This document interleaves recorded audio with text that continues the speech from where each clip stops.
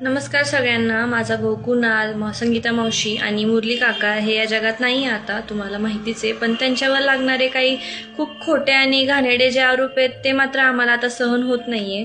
म्हणूनच हा व्हिडिओ मी बनवते आता, की तो तसला मुलगा नव्हता. सगळ्यांचं म्हणणं आहे की म्हणजे त्याच्या स्वतःच्याच आत्याचं असं म्हणणं आहे की कुणालनी हे सगळं त्या वावराच्या नैराश्यामुळे केलं, त्याला सहन नव्हतं झालेलं. त्याच्या वडिलांनी त्याच्या बहिणीच्या नावावर काही वावर वगैरे खूप काही असं बोलले त्याच्या आत्या.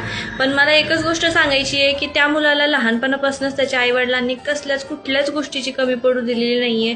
जी खोटी बातमी अजूनही पसरतीये की त्यांनी हे सगळं काही आयफोनसाठी केलेलं किंवा त्याला पैसे हवे होते त्याच्या घरच्यांकडनं, असलं खरंच काही नाहीये. मी तुम्हाला खोटं नाही सांगत. त्याच्याकडे स्वतःकडे आयफोन 15 प्रो होता आणि त्याला पैशाची कधीच गरज पडली नाही. आणि राहिला विषय हा वावराच्या वाटण्याचा किंवा काही, तर मी खरं सांगते तुम्हाला, त्याला फक्त त्याचे वडील वापस पाहिजे होते. जे त्याच्या नजरेत त्याच्या आत्याने त्याच्याकडनं हिसकून घेतलेले होते थोडक्यात. कारण की जे त्याचे वडील मागच्या 20 वर्षात किंवा जी त्याची आत्या त्याला कधीच लाईफमध्ये कधी जवळ केलं नाही, कधी बोलली नाही, ती अचानक जवळ का येते हे जेव्हा माझ्या मावशीला आणि कुणालला कदाचित खटकलेलं, तर मला कुणालचं तर एवढं माहिती आहे की कुणाल म्हटलेला की त्याला त्याचे वडील वापस पाहिजे, त्याला त्याचे वडील तिकडं नको आहेत. कारण की माझ्या काकाचा स्वभाव एकदम असा निर्मळ होता. म्हणजे त्यांना कोणी जर असं चांगलं बोललं, गोड बोललं ना, तर ते म्हणजे जीव सुद्धा द्यायला तयार व्हायचे त्या व्यक्तीसाठी.